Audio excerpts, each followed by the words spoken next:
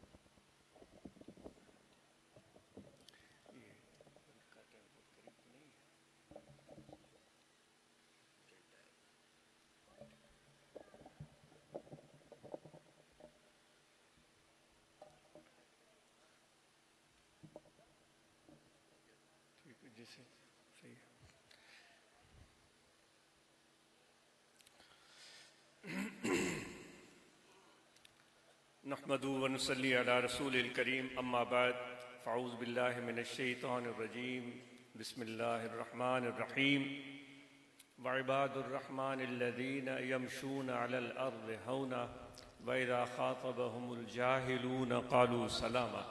صدق اللہ مولانا العظیم. وقال اللہ تبارک و تعالی فی شان حبیبہ بسم اللہ الرحمن الرحیم ان اللہ وملائکتہ یصلون علی النبی یا ایہا الذین آمنوا صلوا علیہ وسلموا تسلیما. اللہم صلی علی سیدنا و مولانا محمد وعلی آلہ واصحابہ اجمعین. سامعین،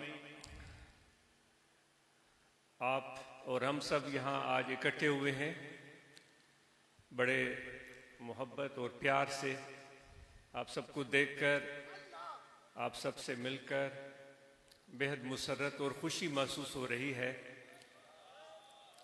اور آپ دوستوں کی طرف سے بے شمار مرتبہ اس ناچیز کو یاد دہانی کرائی گئی کہ آپ آئیں. مجھے کہا گیا کہ آپ آئیں. اللہ تعالیٰ کو شاید آج ہی منظور تھا کہ یہاں آنا اور اس طرح کی محفل کا انعقاد وہ آج ہو گیا. تو جو اللہ تعالیٰ چاہتا ہے وہی ہوتا ہے. بے شمار مرتبہ ہم ارادے کرتے ہیں اور کوشش بھی کرتے ہیں، اپنی توانائی بھی صرف کرتے ہیں، لیکن وہ کام ہو نہیں پاتا. اور بعض اوقات ہم صرف ارادہ کرتے ہیں، کوئی زیادہ کوشش نہیں ہوتی اور وہ کام ہو جاتا ہے. تو ہمیں نیت اور عمل کا حکم دیا گیا ہے کہ نیت باندھو، اور پھر کہا گیا ہے کہ کوشش کرو.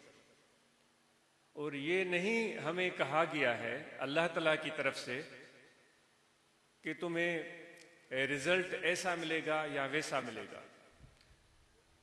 ہمیں کہا گیا ہے کہ نیت کرو اور ٹھیک نیت کرو، درست نیت کرو، جو کہ بڑا کٹھن کام ہے. ہم کہتے ہیں کہ ہم دین سیکھ گئے، ہم نے کتابیں پڑھ لی ہیں، ہم نے مسائل یاد کر لیے ہیں، ہم دین سیکھ گئے، ہم اسلام سیکھ گئے ہیں، ہمیں ایمان مل گیا ہے. تو اب ہم مکمل مسلمان مومن بن چکے ہیں. لیکن ذرا اندازہ کیجئے کہ جس کام کو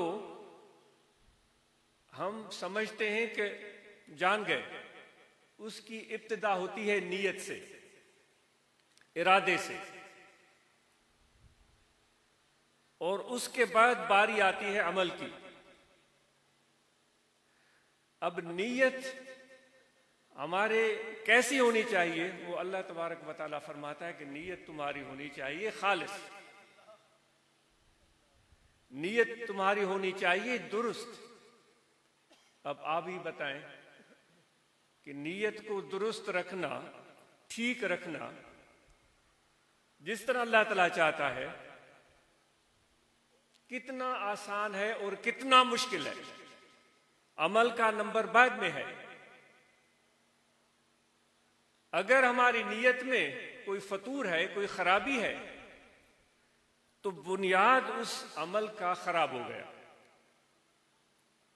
اسعدی کہتا ہے کہ جب دیوار آپ بناتے ہیں تو اس کی پہلی اینٹ رکھی جاتی ہے، اگر وہ پہلی اینٹ سیدھی رکھی جائے بالکل درست، تو پھر اس دیوار کو آپ ستاروں تک لے جائیں، چاند تک لے جائیں، وہ دیوار سیدھی جائے گی۔ اگر پہلی اینٹ ٹیڑھی رکھی گئی ہے تو اس دیوار کو آپ بناتے جائیں، بھلے آپ اس کو ستاروں تک، ثریا تک لے جائیں، وہ دیوار ٹیڑھی جائے گی۔ کیوں ٹیڑھی جائے گی؟ کیونکہ جو اس کی پہلی اینٹ رکھی گئی، جو اس کا بنیاد رکھا گیا تھا، وہ ٹھیک نہیں تھا، وہ ٹیڑھا تھا۔ ہم عمل کرتے ہیں، الحمدللہ، یہ اللہ تعالیٰ ہمیں اور توفیق دے، نمازیں پڑھتے ہیں، عبادتیں کرتے ہیں، خیراتیں کرتے ہیں، سخاوتیں کرتے ہیں، شادیاں کرتے ہیں، لیکن اس کے پیچھے ہماری نیت کیا ہوتی ہے؟ اب جو آیت کریمہ، وہ پہلا کام تو یہ ہو گیا، عمل کی باری بعد میں آتی ہے۔ اور مثال میں نے عرض کی کہ نیت کی مثال اس بنیاد میں رکھے جانے والے پہلے پتھر کی طرح ہے، پہلی اینٹ کی طرح ہے۔ اور آپ اور ہم یہاں جو اکٹھے ہوئے ہیں، وہ اللہ کے لیے اکٹھے ہوئے ہیں۔ کس کے لیے اکٹھے ہوئے ہیں؟ اللہ تعالیٰ کے لیے۔ کیوں اکٹھے ہوئے ہیں؟ کوئی تو وجہ ہوگی نا۔ ہم کیوں کسی کے پاس چل کر جاتے ہیں؟ یا تو اس سے رشتہ داری ہوتی ہے، میرا بھائی ہے، میرا بھانجا ہے، میرا بھتیجا ہے، چچا زاد بھائی ہے، یا تو پھر اس کے ساتھ دوستی ہوتی ہے، میرا بیلی ہے، میرا سانجی ہے، میرا یار ہے، یا تو اس کے ساتھ کوئی مطلب ہوتا ہے، کوئی کام ہوتا ہے۔ اصل تو یہ چیز ہے۔ آج بھائی بھی بھائی کے پاس فضول میں نہیں جاتا، وہ اپنے کام کے لیے جاتا ہے۔ اور حقیقت یہ ہے، شاید ہم نہ مانے، کوئی بھی ہمارے ساتھ اگر کھڑا ہے، کوئی بھی ہو، وہ ایسے نہیں کھڑا ہے، اس کا کوئی کام ہے۔ بیٹا ہو باپ کے ساتھ، باپ ہو بیٹے کے ساتھ، بھائی ہو بھائی کے ساتھ، کوئی بھی کسی کے ساتھ کھڑا ہے، ہم اس کو تسلیم نہیں کریں گے۔ ہم کہیں گے بھائی ہم تو تمہارے سجن ہیں، تمہارے سچے یار ہیں، ہمارا کوئی مطلب نہیں۔ لیکن یہ تاریخ بتاتی ہے کہ انسان کی فطرت ہی ایسی ہے، بالعموم استثنائی صورتحال ہوتی ہے، کسی کے ساتھ بھی اگر وہ کھڑا ہے، کوئی اس میں کام ہے۔ بہرحال دوستی میں جاتے ہیں، رشتہ داری میں جاتے ہیں، کام کی وجہ سے جاتے ہیں۔ آج ہم خدا کی بارگاہ میں اگر یہاں اکٹھے ہوئے ہیں، کوئی یہاں کوئی اور کام، کوئی نوٹ ووٹ یا کوئی ایسی چیز کی بات نہیں ہو رہی، ہم یہ خدا کے لیے کرتے، تو خدا سے ہمارا کیا رشتہ ہے؟ خدا کے ساتھ ہمارا رشتہ کیا ہے؟ تعلق کیا ہے؟ ایسے تو نام تو ہزاروں بار، لاکھوں بار آپ اور ہم سن چکے ہیں کہ بھئی اللہ تعالیٰ ہے، واحد ہے، لا شریک ہے، کوئی اس کا ثانی نہیں، کوئی ہمسر نہیں، وہ واحد ہے، احد ہے، نہ اس کو کسی نے پیدا کیا، نہ اس نے کسی کو پیدا کیا۔ یہ ساری چیزیں سن چکے ہیں، لیکن آج آپ سے سوال ہے کہ آپ کا رشتہ خدا کے ساتھ کیا ہے؟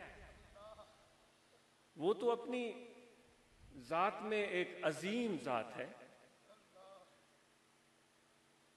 آج کا سوال یہ ہے اس محفل کا کہ آپ کا رشتہ خدا کے ساتھ کیا ہے؟ اگر ہم اور آپ نے کوئی چیز سوچی ہوئی ہے دل میں، تو آپ بھلے اس پر غور و فکر کریں۔ چلو ہم دیکھتے ہیں کہ اللہ تعالیٰ کیا کہتا ہے، وہ ہمارے ساتھ کس رشتے کی بات کر رہا ہے۔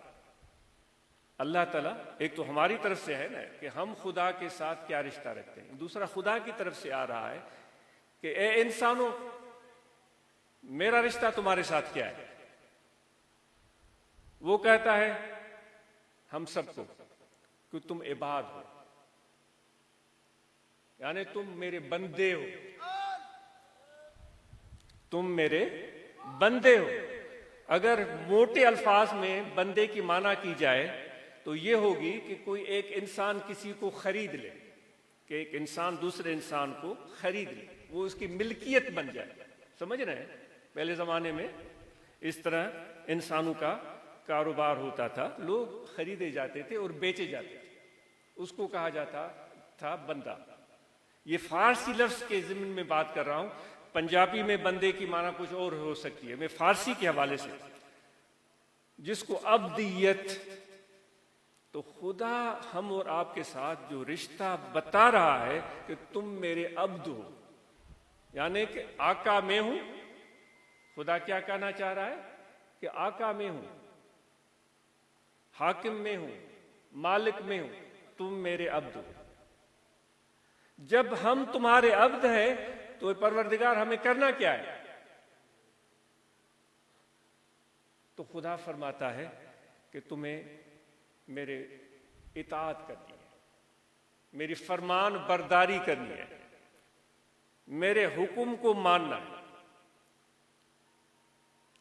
اگر تم میرے ساتھ عبدیت کی دعویٰ کرتے بھی ہو کہ میں اللہ کا بندہ ہوں، ہم سب مسجدیں بھری ہوئی ہیں ماشاءاللہ، عمرے پر بھی ہزاروں لوگ جا رہے ہیں، بلکہ لاکھوں لوگ جا رہے ہیں، پہلے سے زیادہ جا رہے ہیں، اور ہم سب نے تسبیح پکڑی ہوئی ہے، اور ہم سمجھتے ہیں کہ ہم پرہیزگار بھی ہیں، نیکوکار بھی ہیں، نمازی بھی ہیں، حاجی بھی ہیں، حافظ بھی ہیں، سب کچھ سمجھ رہے ہیں. لیکن جو اطاعت ہے اس کی تقاضا کیا ہوتی ہے؟ ہماری کیا نماز، روزہ، حج، زکوٰۃ، عمرہ، اس کے پیچھے ہماری نیت کیا ہے؟ اور خدا اطاعت کی وجہ سے ہم سے کیا چاہتا ہے؟ کیا ہم نے کوئی مطلب، مفاد، مقصد ذہن میں رکھ کر یہ چیزیں اختیار کی ہوئی ہیں کہ ہم یہ کریں گے تو ہمیں یہ ملے گا، ہمیں یہ کریں گے ہمیں وہ ملے گا؟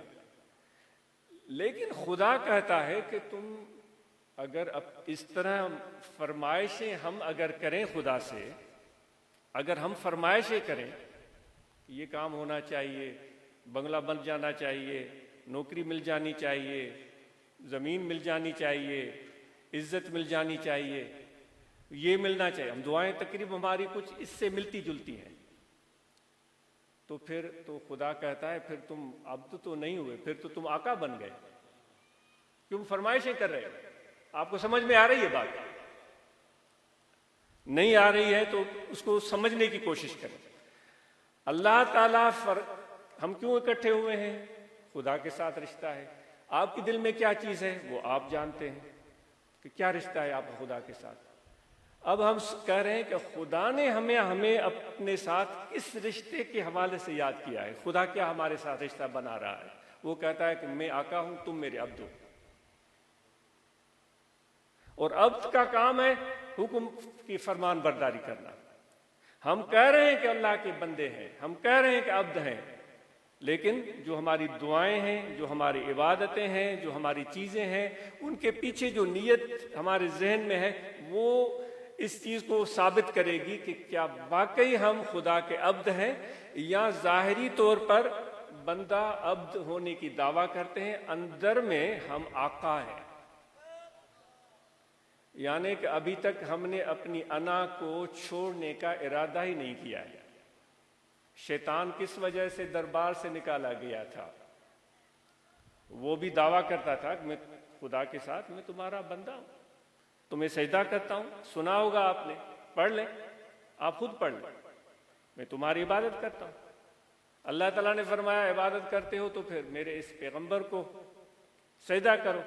اس نے کہا یہ نہیں کروں گا کیونکہ میں اس سے بہتر ہوں. تو اللہ تعالیٰ نے اس کو اپنے دربار سے نکال دیا کہ تم نکل جاؤ، تم نے میرے حکم کی فرمان برداری نہیں کی، میری اطاعت نہیں کی، میری وہی بات اطاعت کیا، اطاعت نہیں کی، تم نکل جاؤ۔ اور وہ آج تک آپ اور ہم سب اس سے پناہ مانگتے ہیں کہ شیطان سے مولا ہمیں اپنی پناہ میں رکھنا۔ کہتے ہیں نہیں کہتے؟ جب قرآن مجید کی تلاوت شروع کرتے ہیں تو کہتے ہیں شیطان سے ہمیں میرے مولا اپنی پناہ میں رکھنا۔ حاجی جاتے ہیں تو وہ بھی ایک علامتی طور پر ایک پتھر مارتے ہیں، کہتے ہیں کہ یہ وہ شیطان جس نے خدا کے حکم عدولی کی تھی۔ آپ سے اور میں اپنے آپ سے سوال کرتا ہوں، خدا کہہ رہا ہے کہ تم میرے بندے ہو، جو شیطان کو کہا گیا تھا۔ ہم بھی کہہ رہے ہیں کہ ہم خدا کے بندے ہیں، لیکن ہماری نیت کیا کہہ رہی ہے؟ وہ چیز ہمیں اس جگہ پر کھڑا کرے گی کہ ہم کہاں کھڑے ہیں۔ وہ کہتے ہیں ایک شخص تھا، پہلے بھی یہ واقعہ عرض کرتا ہوں، اس لیے دوبارہ عرض کر رہا ہوں کہ جو بات آپ کو عرض کی جا رہی ہے وہ آپ سمجھ سکیں۔ ایک شخص تھا، اس نے ایک غلام، عبد کو غلام سمجھے، شاید پنجابی زبان میں آپ کو دشواری ہو، غلام۔ اس نے جا کر بازار سے ایک غلام خریدا، خرید کر گھر لایا۔ یہ سعدی رحمۃ اللہ علیہ غالباً گلستان میں بیان کرتے ہیں، جب پہلی مرتبہ خرید کر کے لایا تو وہ پتہ نہیں کس دور دراز ملک سے بیچارے کو کسی فوج نے حملہ کر کے اس کو قیدی بنایا ہوگا، پھر اس کو غلام بنایا ہوگا، پھر اس کو بیچا ہوگا۔ وہ بکتا بکتا بکتا اس شخص کے پاس پہنچا تو اس نے سوچا اس کی دلجوئی کروں، تو اس نے اس غلام سے کہا کہ اے میرے غلام، وہ پیار جتلا رہا ہے، آقا پیار تمہارا نام کیا ہے؟ تو غلام تھوڑی دیر کے لیے سوچتا رہا اور اپنی گردن نیچے کی اور ہاتھ باندھے اس نے کہا کہ اے میرے آقا، جس نام سے تو پکارے۔ تو اس کو تھوڑی تکلیف پہنچی کہ میں اسے پیار کر رہا ہوں اور یہ نام تک نہیں بتا رہا ہے۔ پھر اس نے دوسرا سوال کیا، اے میرے غلام، تمہیں کس رنگ کے کپڑے چاہیے؟ وہ تھوڑی دیر وہ غلام جس کو خرید کر لایا تھا سوچتا رہا۔ اس نے کہا اے میرے آقا، جس رنگ کے کپڑے آپ کو پسند ہو میرے لیے وہ مجھے قبول۔ اس کو اور تھوڑا غصہ آیا، یہ میرا چند روپیوں کے عوض خرید کر لایا ہوں، میں پیار کر رہا ہوں، یہ سیدھے منہ بات نہیں کر رہا ہے، نام بھی نہیں بتایا، کپڑے کی رنگ کہہ دیتا سفید لباس پسند ہے، کہہ دیتا مجھے لال لباس پسند ہے۔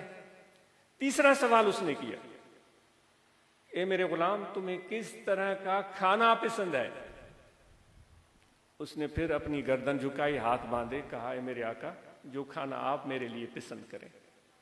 تو آقا ناراض ہو گیا، تو 2 ٹکے کا غلام ہے، میں تجھ سے پوچھ رہا ہوں، تم مجھے سیدھے منہ جواب بھی نہیں دیتے، الٹی باتیں کر رہے ہو۔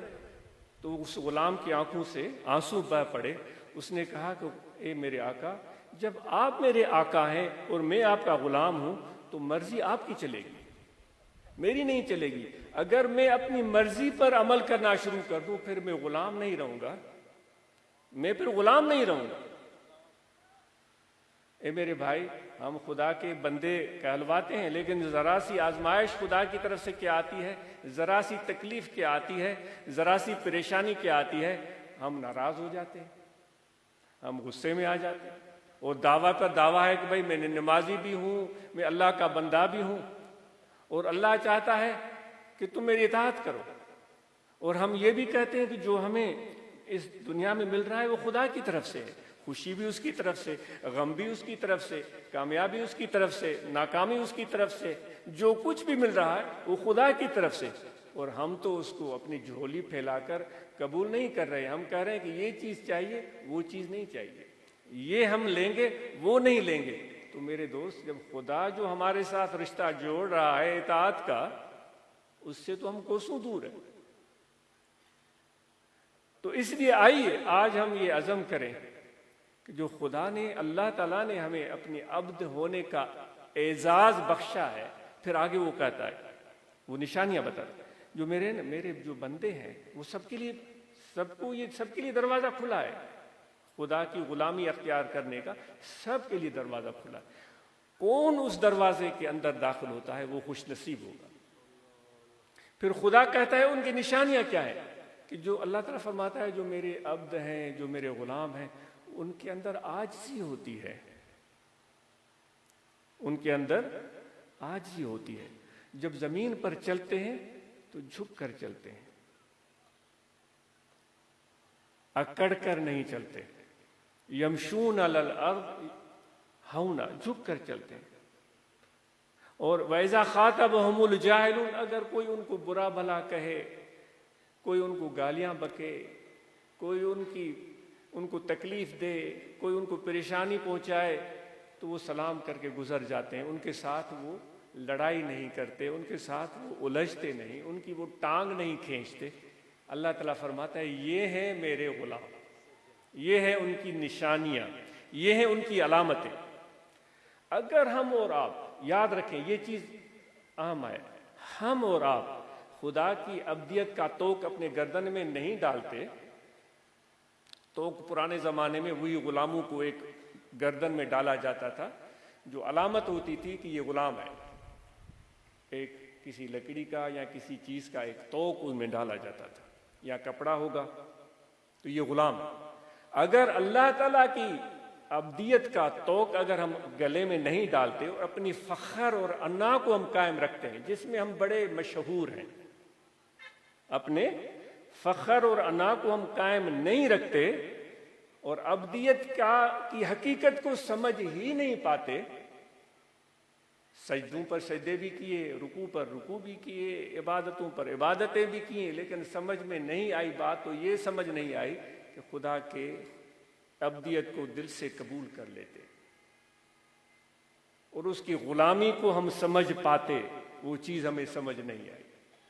اس لیے ہم ایسے ہی اکڑ کر چلتے رہے، انا پرست بنے رہے، خوددار، اور اپنی پرائیڈ پر ہم فخر کرتے رہے کہ میں چودھری، میں وڈیرا، میں یہ، میں وہ.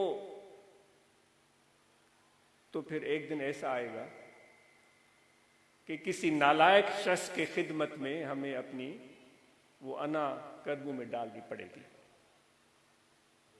کسی نالائق شخص کے، کسی ایسی جگہ پر جو اس قابل ہی نہیں کہ تم اپنی انا کو وہاں قربان کرو، تم اپنے آپ کو اس کے حوالے کر دو. بھائی طریقت میں جو ہم راستہ اختیار کرتے ہیں، طریقت میں ہم مرشد پکڑتے ہیں، اس کو رہنما بناتے ہیں اور اس کے نقش قدم پر چلتے ہیں. در حقیقت یہ ہم اپنی پرائیڈ، اپنا فخر، اپنی انا اس پر قربان کرتے ہیں. اس لیے کہا جاتا ہے کہ ہر ایک کو ہاتھ میں ہاتھ دینا نہیں چاہیے، ہر ایک کے ہاتھ میں ہاتھ نہیں دینا چاہیے. اے بسا ابلیس آدم روح ہست، پس بہر دستے نبایت داد دست. بہت سارے لوگ ہم کہتے ہیں یہ ہمارا مسیحا ہوگا، یہ ہمارا رہنما ہوگا، یہ ہمارا. میں سیاسی باتیں نہیں کر رہا ہوں، میں طریقت کی باتیں عرض کر رہا ہوں. یہ ہمارا رہنما، یہ ہمیں سکھائے گا، یہ ہمیں انسان بنائے گا، یہ ہمیں جینا سکھائے گا. پھر کبھی اس کے پیچھے، کبھی اس کے پیچھے، کبھی اس کے پیچھے. وہ رومی صاحب کہتے ہیں کہ میرے بھائی انسانی شکل میں بے شمار رہتا ہے. تو حضرت محبوب سبحانی، غوث سمدانی، شیخ عبد القادر جیلانی، جن کا یہ ربیع الثانی مہینہ گزر رہا ہے، ان کے عرس منائے جا رہے ہیں. ہم ان کی تعلیمات کو یاد کرتے ہیں، ان کے ارشادات کو یاد کرتے ہیں. وہ بھی یہ فرماتے ہیں بھائی دیکھو، اگر میرے پاس آ رہے ہو تو پھر خالی ہو کر آ جاؤ. ہم خالی ہوتے ہی نہیں. خالی کس چیز سے ہو کر آؤ؟ اپنے علم سے، اپنی ذات سے، اپنی دولت سے، اپنے لقب سے، اپنے انا سے، خودداری سے، تکبر سے، ان سب سے خالی ہو کر آؤ. بالکل ایک اس بچے کی طرح جو اسکول میں پہلے دن جاتا ہے، اس کے ہاتھ میں ایک تختی ہوتی ہے، اس تختی پر کچھ بھی لکھا ہوا نہیں ہوتا، وہ تختی تمہارا دل ہے. تو اس طرح غوث اعظم رضی اللہ تعالیٰ عنہ اذا دخلت علی فادخل عریانا، آ جاؤ تو پھر خالی ہو کر آ جاؤ. بالکل، جو کہ بہت مشکل ہے. کتنے ہوں گے یہاں اتنے سارے لوگ بیٹھے ہوئے ہیں کہ واقعی سب چیزوں سے خالی ہو کر آئے ہوں.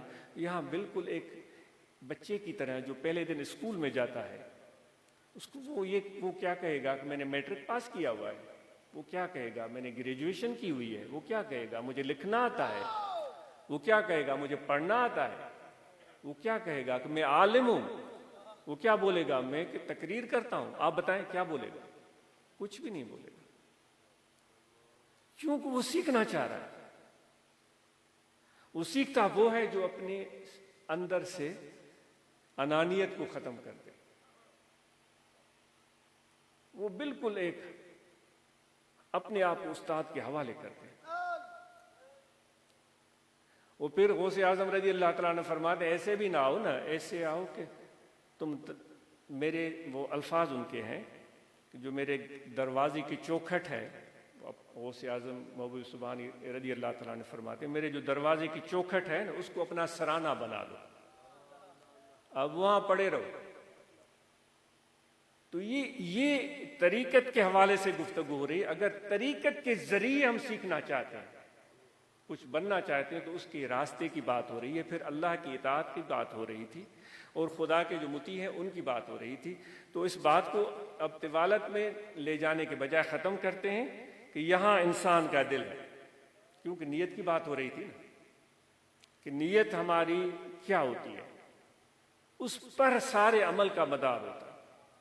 اور نیت ٹھیک ہوتی ہے تب جب ہمارے دل پاک اور صاف ہو جائیں۔ تو یہاں انسان کا دل ہے، اس دل میں آپ توجہ رکھیں، کھڑے بیٹھے لیٹے سوئے جاگے وضو ہو یا نہ ہو، ہر وقت یہ توجہ رہے کہ دل ذکر کر رہا ہے اللہ اللہ اللہ اللہ اللہ اللہ اللہ۔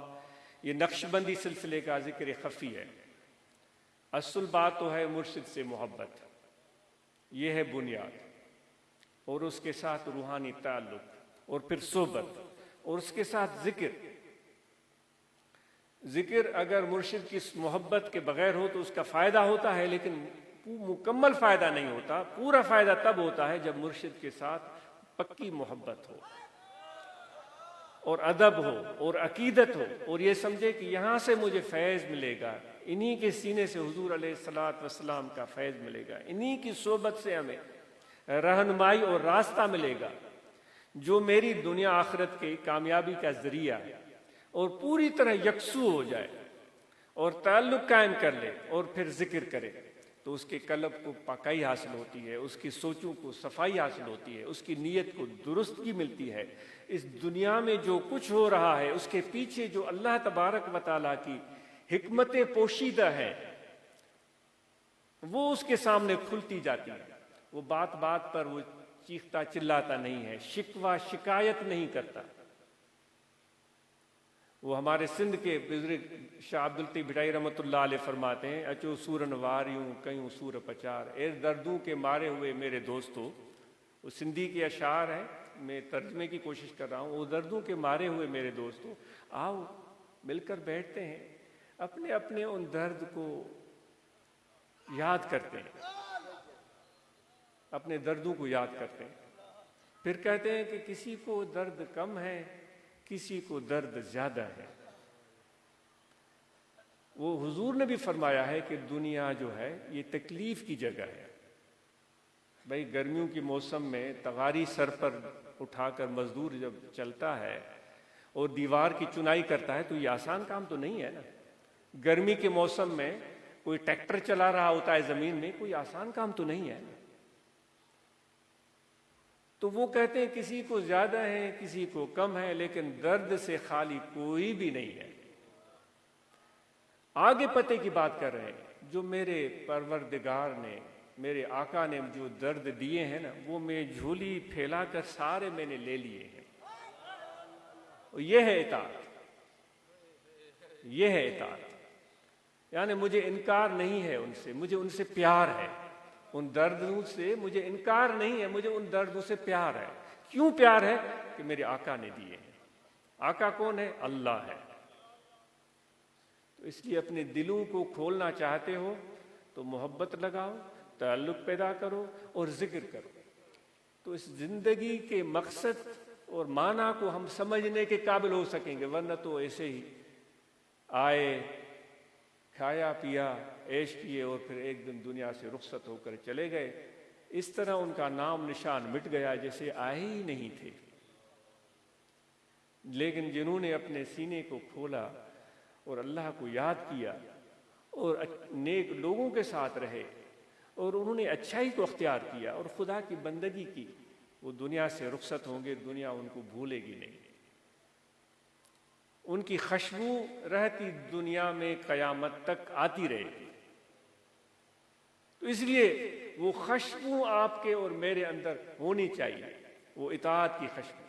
تو یہ ذکر یہ ہے کہ آپ توجہ دل کی طرف کریں، سانس آتا جاتا رہے، وضو ہو یا نہ ہو، کہ دل ذکر کر رہا ہے اللہ اللہ اللہ اللہ اللہ اللہ. یہ خفی ذکر ہے، اس میں زبان کا کوئی واسطہ نہیں ہے، یہ دل کا ذکر ہے اور یہ خاص ذکر ہے. یہ دل کا ذکر خاص ذکر ہے اور بہت سارے لوگوں کو سمجھ نہیں آتی، اس کی حقیقت تک پہنچ نہیں پاتے. بہت کم لوگ ہیں جو اس ذکر کے قلبی کی حقیقت کو سمجھ جاتے ہیں. جو سمجھ جاتے ہیں ان کی زندگی آسان ہو جاتی ہے. دست بکار دل بیار، ہاتھ کار والے دل یار والے. وہ دنیا کے میں دوڑ میں بھی سب سے آگے ہوتے ہیں. معیشت ہو، تجارت ہو، کاروبار ہو، علم ہو، سائنس ہو، سیاست ہو، وہ آگے ہوتے ہیں اور اس کے ساتھ ساتھ اپنے اللہ کی یاد میں بھی لگے رہتے ہیں. دونوں کام ایک ساتھ ہو رہے ہوتے ہیں. تو آئیے کہ آج ہم دونوں کام شروع کریں، اپنا کاروبار بھی کریں اور ذکر بھی کریں. اللہ اللہ اللہ اللہ. یہ ایسے دل کو یاد آ جائے اور مراقبہ کریں. فجر یا کسی بھی ٹائم ختم شریف پڑھیں، آپ کو طریقہ کار معلوم ہو جائے گا. اور وہ ختم شریف حضور علیہ الصلوۃ والسلام کی بارگاہ میں پیش کریں اور جو طریقہ عالیہ کی تعلیمات ہیں، اور پھر مراقبہ کریں یکسوئی کے ساتھ، آنکھیں بند کر کے دل میں اللہ اللہ اللہ. اور ہم سب نماز پنجگانہ ادا کریں، رمضان کے مہینے میں روزے رکھیں، زکوٰۃ جن پر واجب وہ زکوٰۃ ادا کریں، جن پر حج فرض ہے وہ حج ادا کریں. اور آپ اور ہم سب جو اب آپ خلفاء فقراء یہاں آئے ہیں، اپنے اپنے تنظیمی تبلیغی کاموں کو جاری رکھیں. اللہ تعالیٰ آپ اور ہم سب کا آنا قبول فرمائے. آپ کی جو امیدیں ہیں، جو دعائیں ہیں، اللہ تعالیٰ قبول فرمائے. آپ کو زندگی میں بہت ساری کامیابیاں اور آسانیاں عطا فرمائے. جزاک اللہ.